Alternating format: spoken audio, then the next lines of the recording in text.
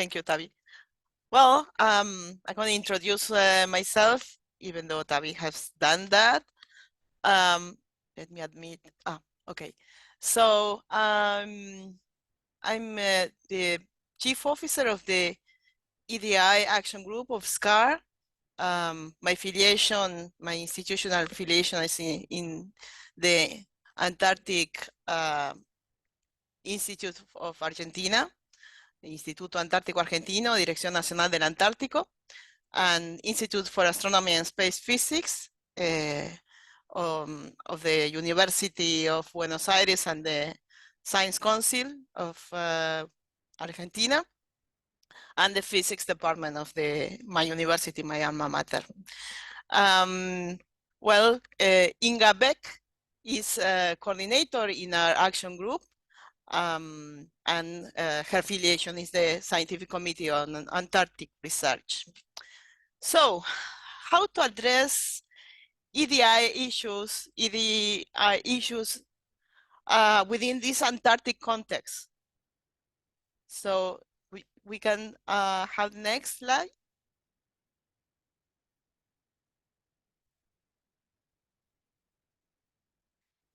So the roadmap of this talk would be, first, look at the big picture. How SCAR, the Scientific Committee of Antarctic Research, relates to the Antarctic Treaty System, and what's the function and what's the goal of SCAR within this context. Then how SCAR is organized, for you to understand where we are inserted in this circuit of different groups and standing committees and scientific programs. And what are the first actions we have taken, the immediate future, and the next steps we are going on. So for us, everyone matters. And even though this is a multicultural and challenging environment, to not even only for the hard situations in the Antarctic climate, but also with the different cultural visions that all the countries that form the Antarctic Treaty has. So it's really a challenge thing to address. The next slide, please.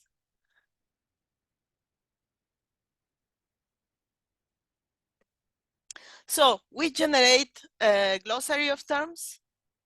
Some examples are these ones. What we mean about equality. This is the right of different groups of people to have similar social position and receive the same treatment. Diversity, the fact that are many different types of people being included in some institution or in some place.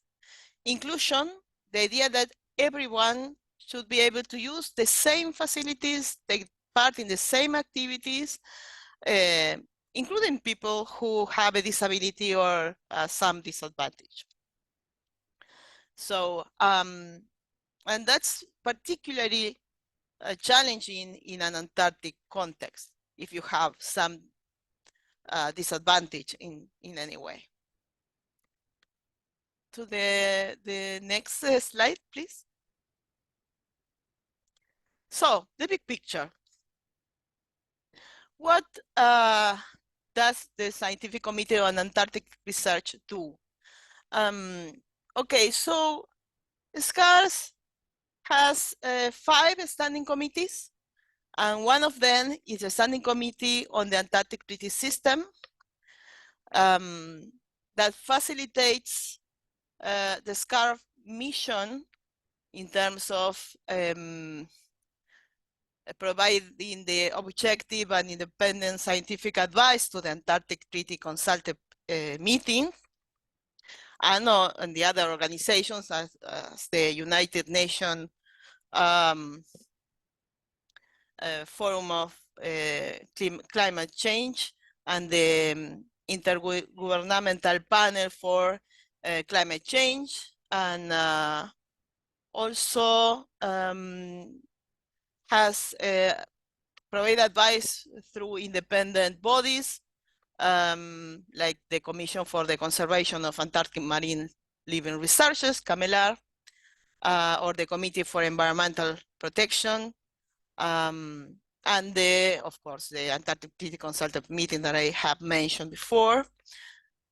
So the SCAR's activities are organized with the SCAR groups and scientific research programs that report to the EXCOM, the Executive Committee. They develop the papers and reports and SCAR lecture and annual reports that are elevated to the SCAR delegates and the Executive Committee, and also through the Antarctic Environment Portal. It's coordinated the request for advice on several issues on the conservation that is affecting the management of Antarctica and the oceans surrounding Antarctica and the ecosystem. So you see there's a complex interaction of the different, let's say, actors in this scenario. Let's move to the next slide, please. Okay, you can see now that these 5 standing committees, they are not the only ones. Then you had also the science groups, the geosciences, life sciences, physical sciences. Also, you got the research programs with the Standing Committee on Humanity and Social Sciences as well. The Standing Committee on Antarctic Data Management that has also the standards that has to be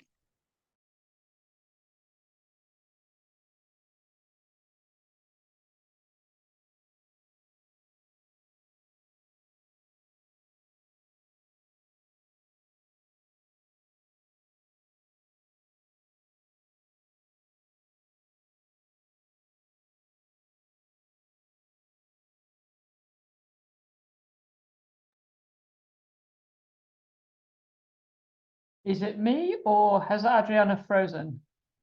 I think it's for everybody, Tavy. Certainly frozen for me up in Leeds. Frozen for me too. Okay, thank you. I guess this is the problem of having a speaker in Argentina. Oh.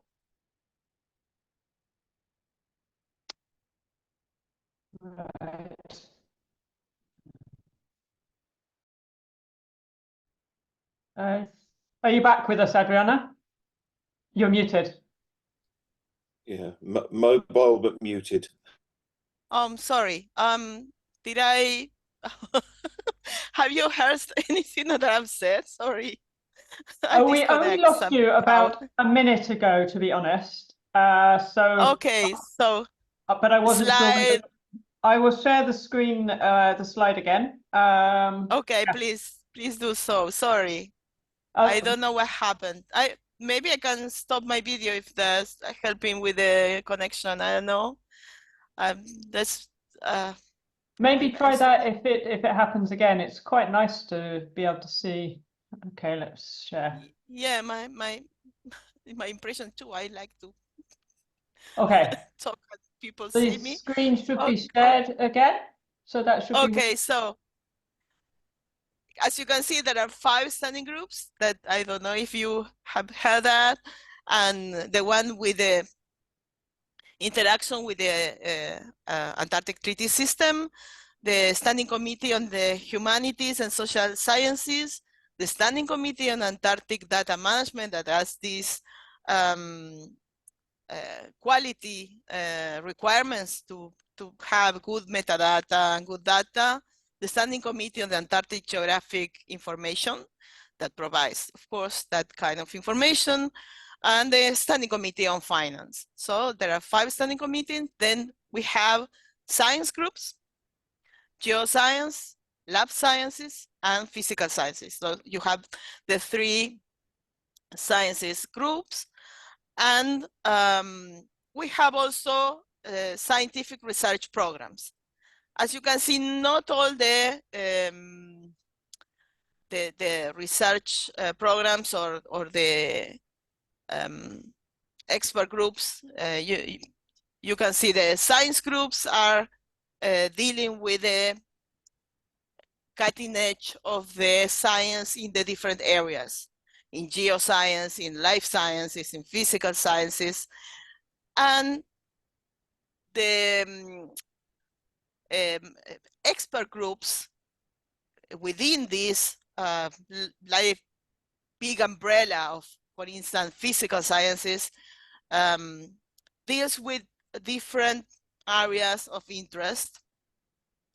And these expert groups has a time duration of 6 to 8 years and can be renewed for another term. And these long terms, because some processes are really long to monitor, and you have to have this long serial data to be able to say something about what's going on, right?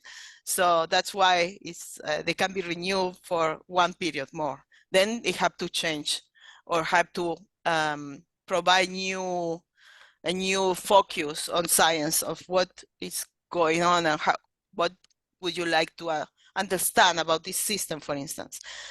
Then there are these action groups that are very focused tasks on a very particular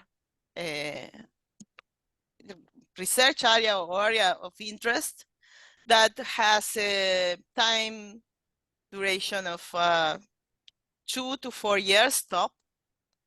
And then it has to evolve to another thing like a expert group or disappears, change the subject, right?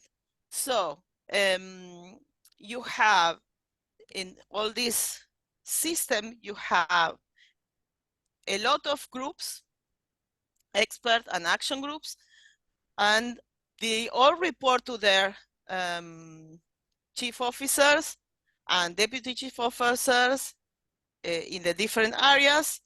These sciences groups are reporting to the vice president of science, and all the reports are elevated to the executive committee, at the president, the delegates, and the secretary. Then will be all the information will be transferred to the standing committee on the Antarctic Treaty System and put in the Antarctic Environmental Portal to get this link with the governance and policy and the science, you know?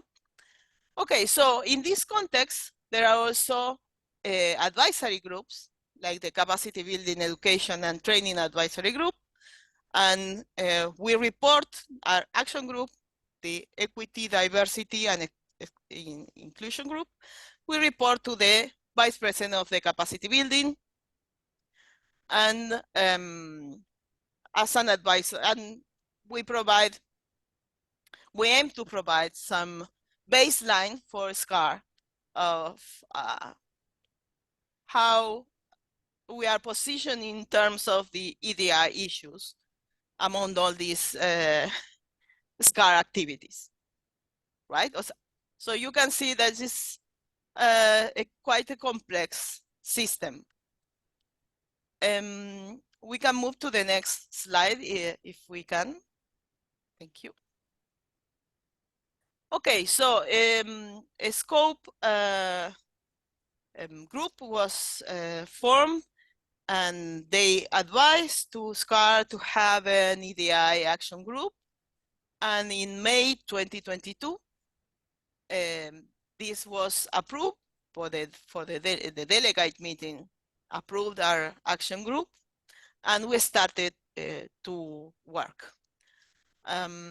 So we are tasked to broadly looking at how EDI issues can be effectively deal with SCAR, and what are the practical actions relevant for our organization.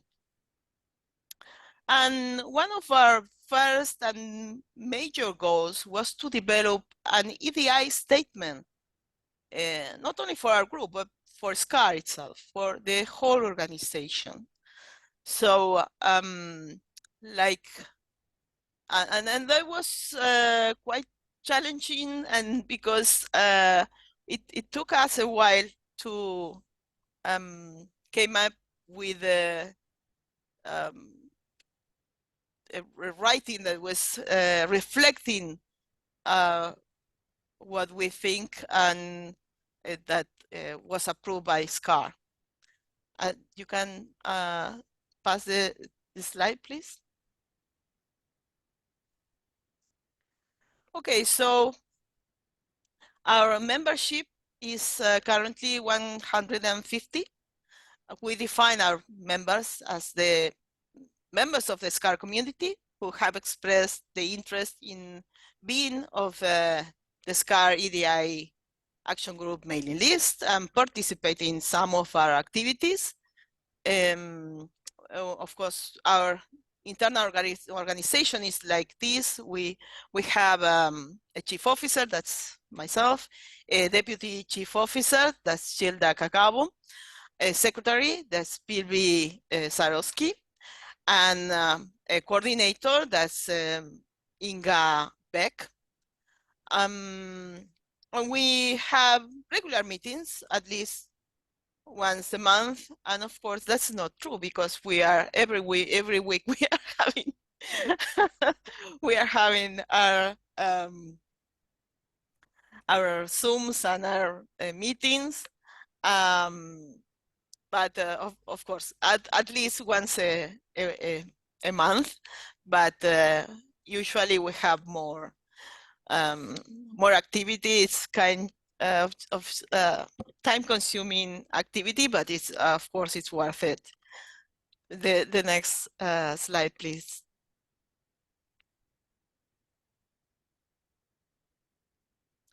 So this is our statement. This is a SCAR statement.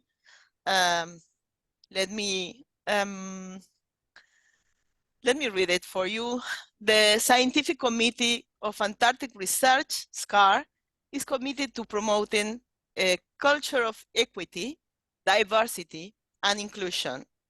With open minds, we aim to listen, engage, and dialogue, and create meaningful change that will enrich our community with a wide range of voices, backgrounds, languages, experiences, and perspectives.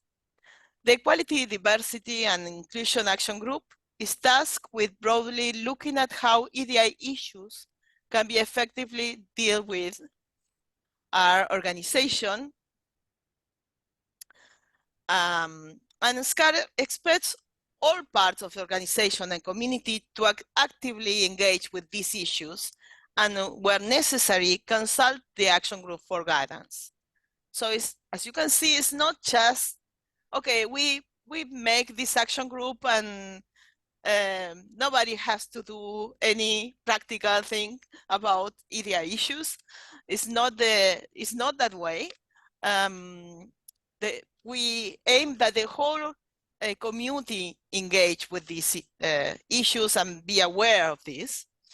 We acknowledge that we must both be reactive and proactive in our efforts to promote EDI, and we will work together to create an environment where all individuals feel valued, supported, and empowered to contribute to scientific research and leadership. We recognize that historic and systemic inequalities have excluded many individuals and communities from participating in scientific research, and as a result in leadership roles within SCAR. And we commit to understand where these inequalities continue to exist and to tackle them with fostering a culture of inclusivity and respect, where every voice is heard and every contribution is celebrated.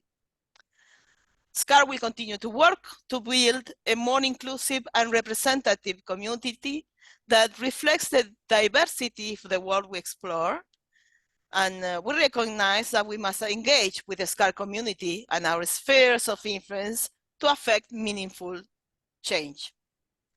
By working together, we can create a more equitable and inclusive future for Antarctic science and beyond.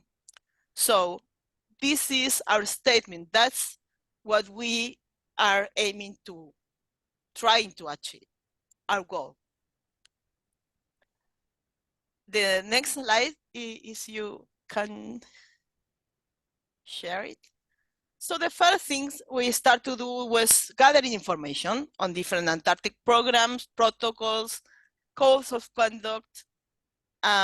This is one of the examples of the papers we were searching and in the web pages and the sites and the websites of the different Antarctic programs to see if they have some code of conduct, some protocols, some information. Of course, there were countries that had a lot of material on that already in place, that were other countries that have none, some things with the protocol, some things without. So we try to make a list of different resources for us to check and to see if we can find common grounds for the different situations. Because the idea was not to reinvent the wheel, right? The idea was to benefit from the experience of other Antarctic programs and other institutions that had already transit their path to try to achieve this equality, diversity, and inclusion. So that's the first step we started to make, just to gather information from the different sources, right? The next slide, please.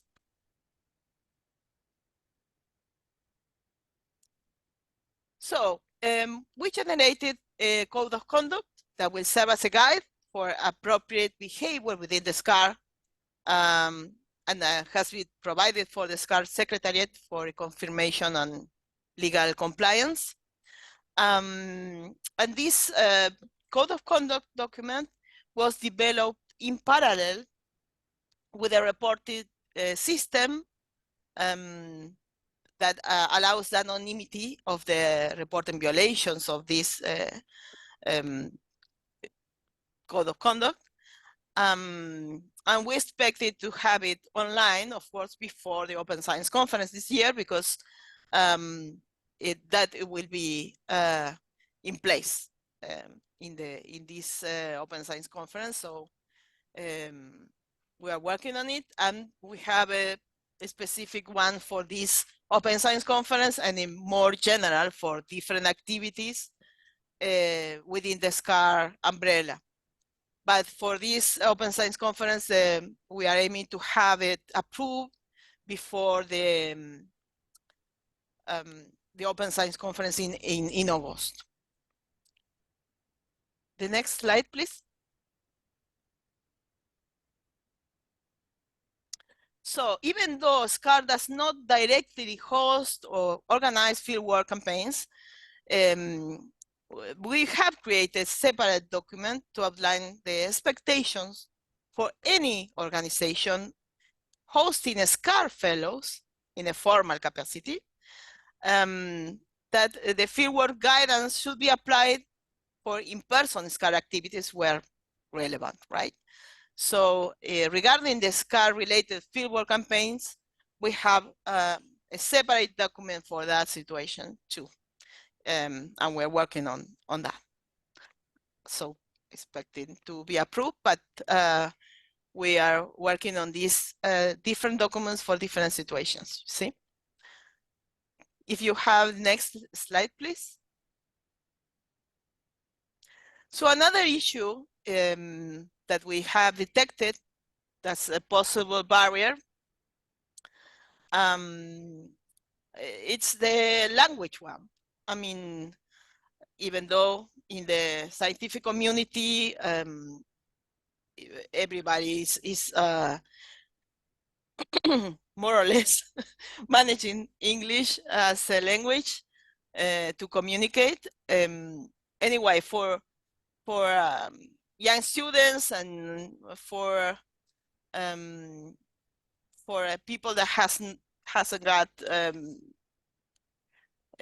fluent capacity in that language, we started with the translation of the SCAR application forms and information for SCAR medal, the SCAR fellowships, and the SCAR visiting scholars into at least the 4 languages of the Antarctic Treaty. And that is being done in collaboration with APEX, the Association of Polar Early Career Scientists. So we think that will help a lot of people to participate more in the SCAR's activities, propose more people for the medals, more people for the fellowships, and helping interaction for the visiting scholars between countries. So we think that will help to make this available more the information to different languages. And of course, we are trying to do it not only for the 4 languages of the treaty system, but for more languages. I mean, it's not only English, Spanish, Russian, and French, but at least these 4 we're aiming to have it all translated. Yes, the next slide, please. Okay, so we started working in 2022. So in 2022 and last year, we were involved in the organization of different sessions, workshops and seminars. For those that were recorded, we have the session of inclusive collaborations in Antarctic research. There were 2 sessions of that in the Open Science Conference. We also contributed with the Science Committee on Gender Equality webinar. And the event was titled Gender Equality and Beyond in Polar Sciences. That is now available in the Science Committee on Gender Equality YouTube channel. And Tavi, you will have this with a PDF, so people can get access to this material, because I think it's very useful. So that's why I put the whole the whole link for people to go. Next slide, if you like, please. So we start reviewing and making recommendations on the SCAR medal nomination and evaluation processes. We have now in place a 2-step procedure with 2 sets of different referees. And we encourage people of all background and diversities to apply to these fellowships. This line of action will be continued, take it into account the preliminary findings on the structure of recognition that it's been under analysis, and the new data that will arise from 2024, this year. So we start doing something in that direction also. The next slide, please. And in terms of awareness, we updated a calendar of relevant dates that has been assembled to help outreach of relevant EDI issues. It highlights EDI relevant events from other organizations, including online, hybrid, and in-person conferences, webinars, and other activities, also using social media, Antarctic events and days, indigenous celebrations, disability awareness and pride days, EDI events, conferences, workshops, etc. So you have the link, so you can put it in your calendar if you like, also to have awareness of that. The next slides, please. I know everything seems like an advertising, but it is because people has to know what's going on and what are we doing, what we are doing, sorry. And we have also social media campaigns regarding International Day of Women and Girls in Science that was proposed by the United Nations in 2015, if I'm not mistaken. And since we started in 2022, we have 3 campaigns, 2022, 2023, and the last one this year. And the idea is to try to put down this idea of the scientific research in Antarctica is just for male researchers. So if you are a female or if you are a girl, you cannot dream of being a scientific researcher. And that is not correct. That is not truth. So we encourage the new generations, the younger people, to see the pictures of actual female scientific researchers, logistic female in Antarctica, and to generate scientific vocations and people ready to go for a scientific career, right? So this is something really important for us. So, and together with the SCAR Secretariat and the Action Group, we started a monthly posting on the SCAR social media channels with EDI relevant information on polar sciences. So we are undertaking this also important activity every year. The next slide, please. But since we are in a big organization and we are not the only ones, we are increasing the collaboration with other EDI groups, together with the Apex leadership, for instance. We founded a training on EDI for both SCAR leadership and Apex leadership. And the material and the videos will be available for both communities, Apex and SCAR. So we think that that will be, as soon as they provide us with the video has to be edited to remove any personal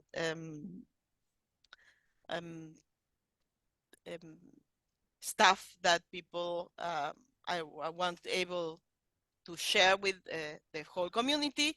But the main ideas will be there, and the material with a PDF material with some examples and ideas how to proceed in different situations as a bystander, as a victim of in seeing a colleague doing something that's not right. So this material, we think it would be very important also. As soon as we have it, we will put them available for both communities. So I think that's important. It was done recently, very recently. That's why we didn't have the material yet. The next slide, please. We also start our cooperation with the Science Committee on Gender Equality. 2 members of the leadership group are represented, our action group there at the executive committee. We are also collaborated with the Southern Ocean Observing System, SUS. One of the members of our leadership group is also a member of SUS. We have a cooperation with the Council of Managers of National Antarctic Programs because one of the members of our leadership group is a representative there. Also, we have underway a cooperation with International Int'l.Glaciological collaboration. We began the communication with the Inclusivity, Diversity, Equity, and Access Idea Council. And we are in the process of establishing collaborations with the Accessibility in Polar Research Initiative and the International Arctic Science Committee. The next slide, please. And we got some also works in progress. We are preparing the report to SCAR of the Open Science survey results. And in this paper, we are summarizing the results of the demographic surveys that we conducted on the Open Science Conference 2022. And we are working on improvements of the survey based on what we learned. We also have submitted to the journal Antarctic Affairs a paper that provides information about our SCAR EDI group. And there's also another paper that was submitted to Antarctic Science that highlight the outputs of the SCAR Fellowship. And there's other one that is in progress also that summarizes the diversity landscape in Antarctic research by the different people and organizations contributing to the EDI activities at the SCAR Open Science Conference in 2020 and 2022. So there's a lot of work that is in progress and answers to referees and, you know, but we're preparing reports and papers for the community, for the whole community to know how is the state of the art and what have we been finding in the process. The next slide, please. So the future plans. Well, we are planning a business meeting in the Open Science Conference in Chile this August. We organize a workshop at the same conference, and a plenary session is open. It's open also. The plenary session is the abstract for the sessions of the Open Science Conference are open now. So I invite you to apply and to present your work. I'm the Deputy Chief Officer of the Physical Sciences also. I also encourage you to send your work to the to the Open Science Conference under Physical Sciences. And of course, if you have EDI issues to treat or something to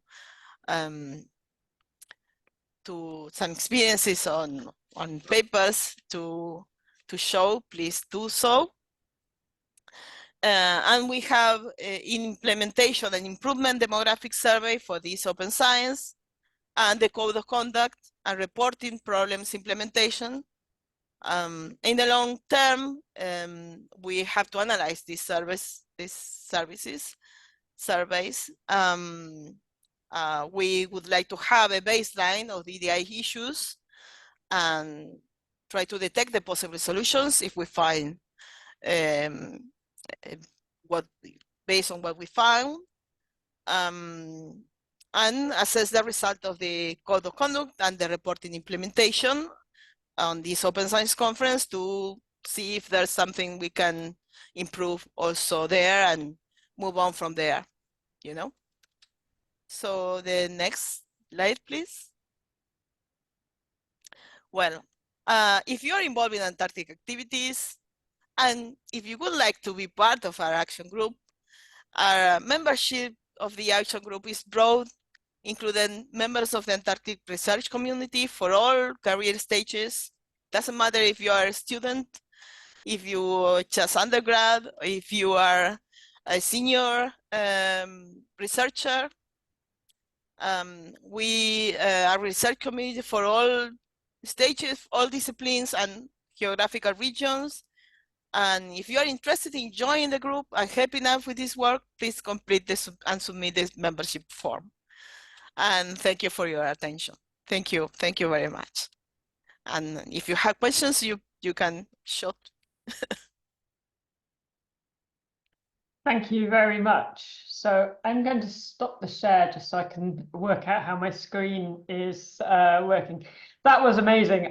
We have never had a set of slides halfway around the world from the speaker. So I'm really pleased that that worked. We also have Inga, who's on Facebook at the moment, I think. So your other half of the duo is also present. But so I don't know if anyone has any questions. We usually ask people to indicate in the chat if they have a question, and then get you to unmute. This is clearly a really important and very present issue for everyone. So yes, anyone has been in a field. I mean, I've been in the field, I know. So it's a pretty much, I mean, in the different Antarctic programs, pretty much the logistics are male dominated and from the military forces usually. So there's for us that we are scientists, so the different organizational cultures, because of course the military has this very vertical structure of the way of doing things, and we scientists, we also are kind of more horizontal in our decision making, in our way of collaborate with others. So it's really, really different how we interact with each other and with the rest of the people.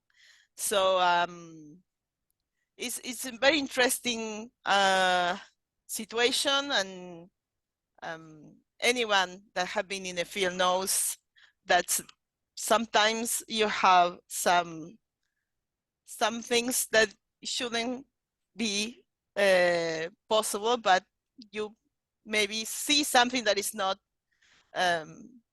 right. So the idea of having these protocols and code of conduct is to prevent that to happen and make all people feel valuable and feel understood.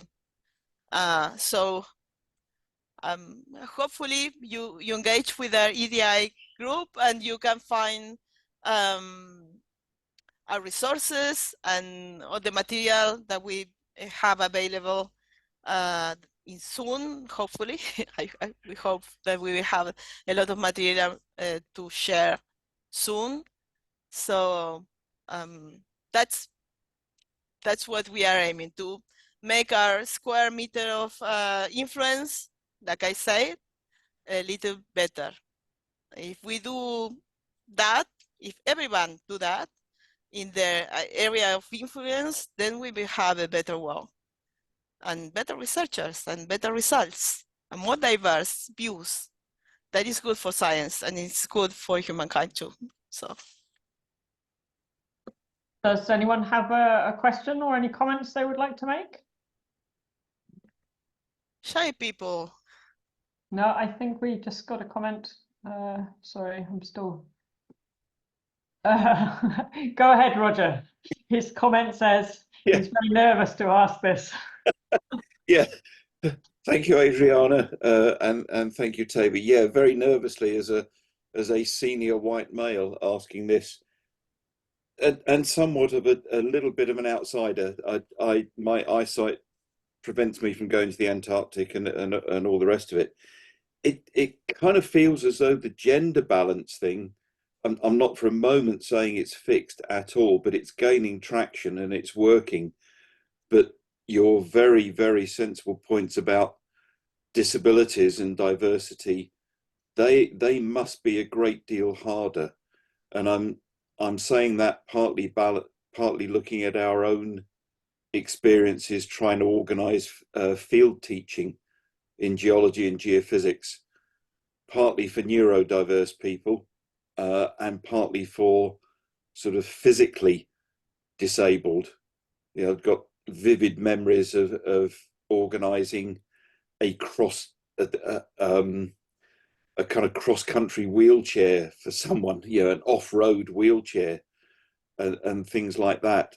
And when that kind of thing must present significant operational challenges for the logistics people in Antarctic research. Do you find that's a harder thing to try and leverage compared? Well, let me tell you that maybe some countries are closing the gap, the gender balance gap. But as you know, there are many countries that are doing research in Antarctica, and it's not the same situation for all the countries. So yeah, you're very right. I apologize straight away for thinking that. And I don't just have thinking about anything my own experience from the UK. Against male, white or not or whatever. I just stating a fact, right? And yes, it's challenging, but we are not in the heroic era anymore. And even though, I mean, there are some little things that are not really challenging at all, but you have to take that into account. For instance, colorblind people, daltonic people, or people that has some issues distinguishing colors.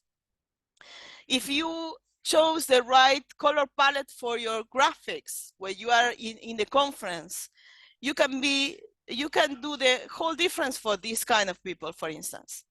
So don't look at extreme disabilities, don't look at extreme things. You can do your part, your little part, to make more available things better for people with some kind of issue.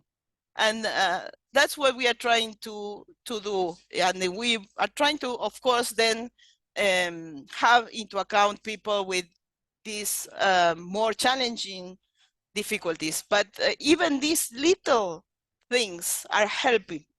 So I invite you to think in these little things that make easier the life of people, even in a conference, when everybody has this accessibility and everything is more or less controlled.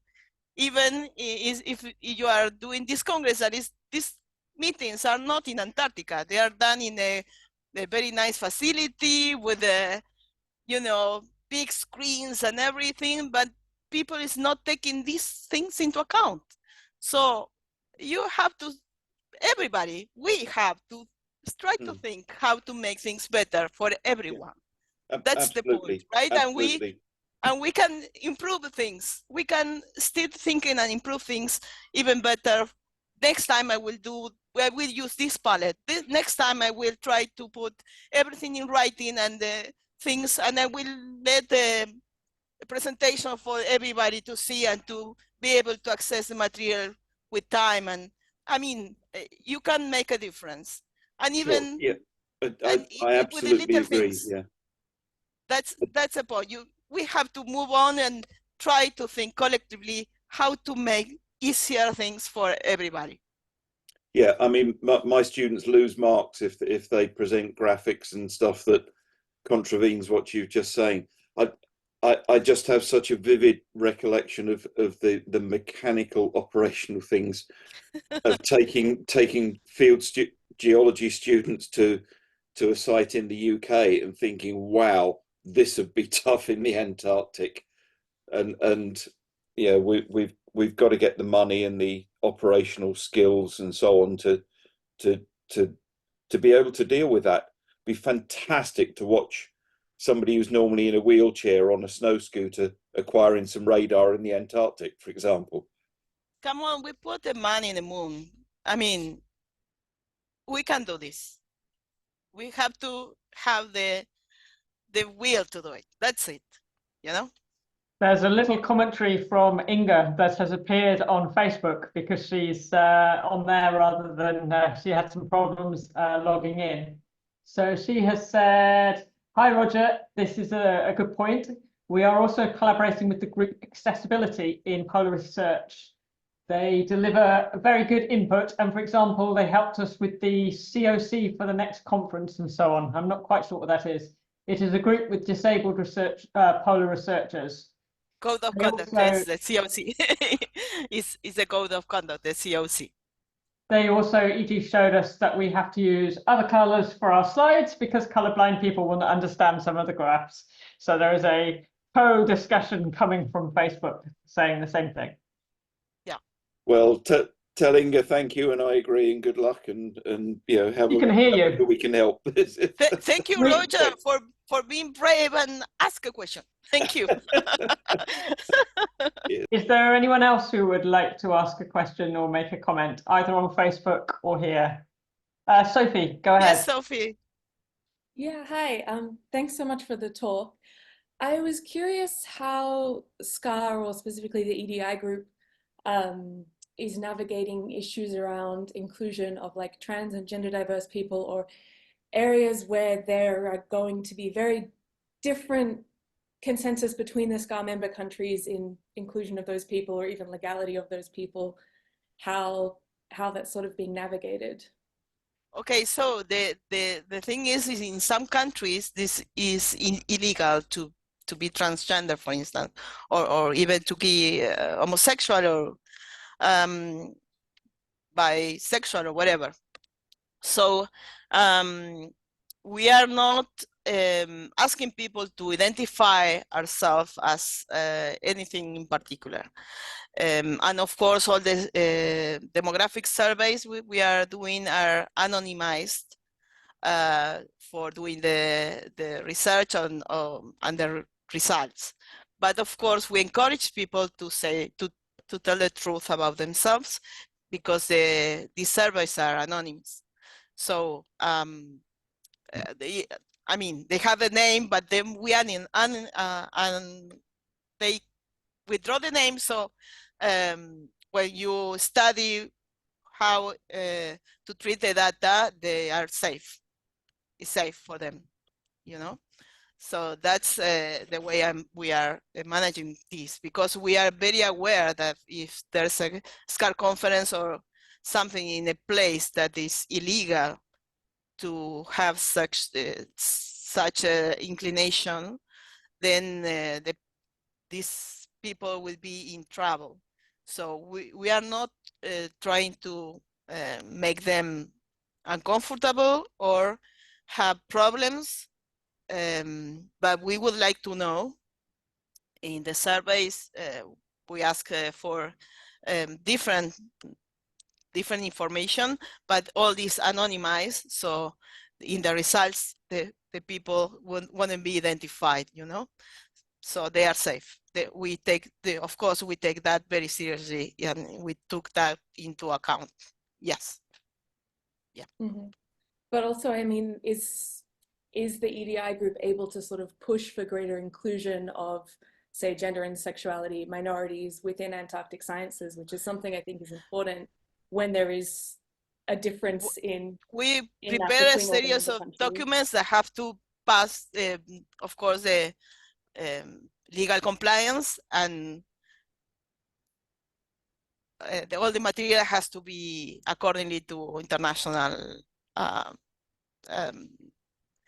perspective. But yes, we are trying to do our best on that side, but lawyers things different, but yeah, we are trying. Yes.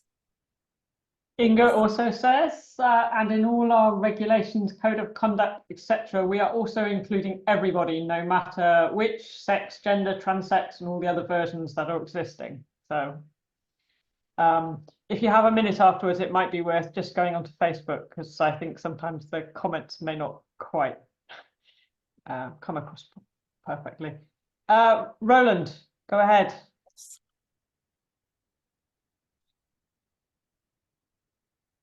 Hi. Yeah, I think this is obviously a very important issue. But what's come out in response to Sophie's question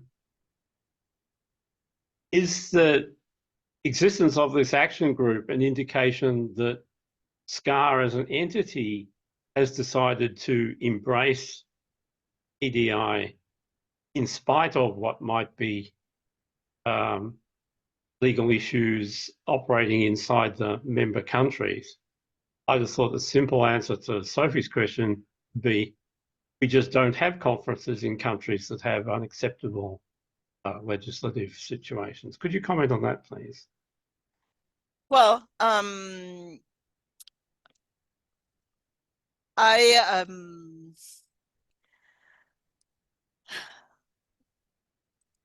we of course, oh, sorry,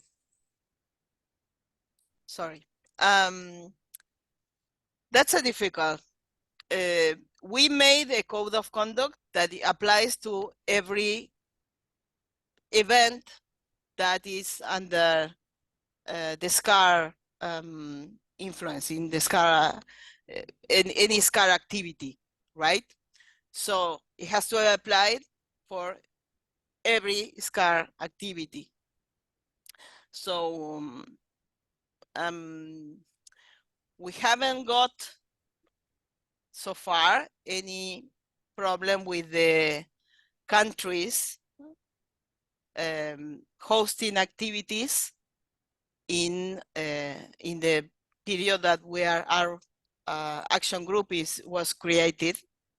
So we foreseen that all the local organizing committees and the scientific committees be aware of this code of conduct and comply with it, and all the participants have to comply with the code of conduct to be part of the activity, of the SCAR activity.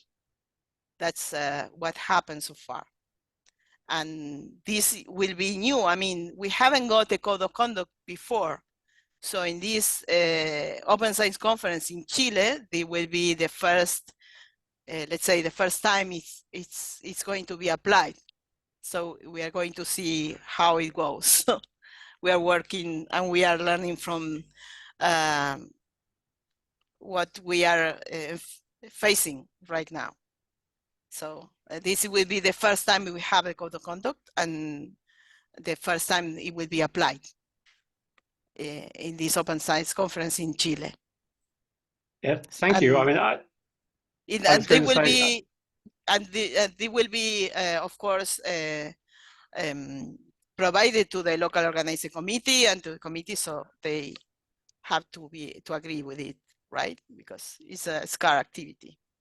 So Yes, I appreciate that. In fact, when I was reminded of how multifarious SCAR is when you showed those organizational charts, then I felt that just propagating these EDI concepts through all of that world is a big task, and I appreciate that the OSCs are somewhere where you can start on that, where SCAR is in control.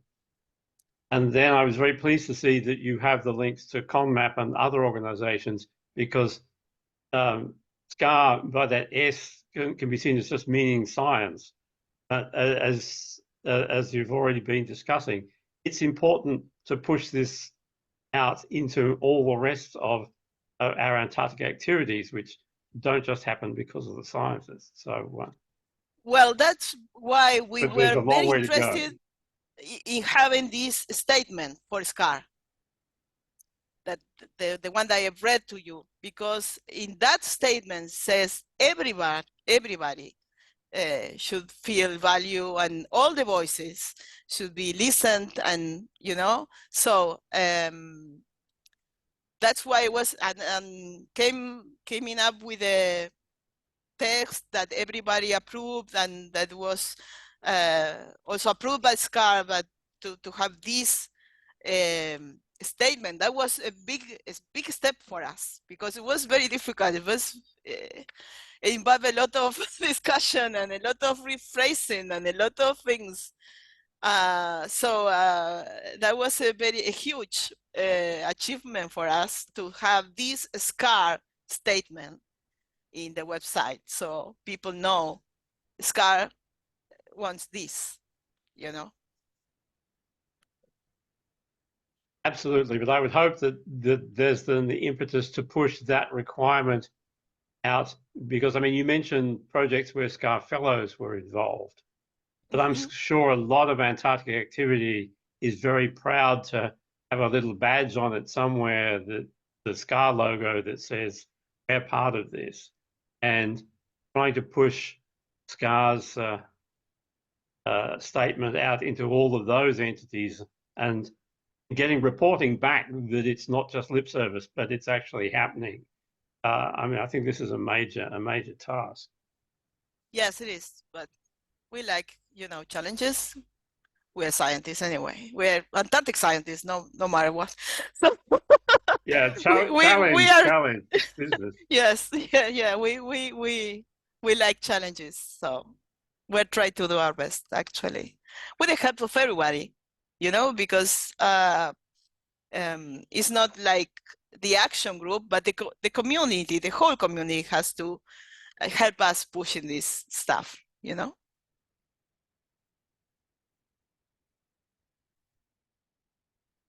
Oh, Davi, you're mute.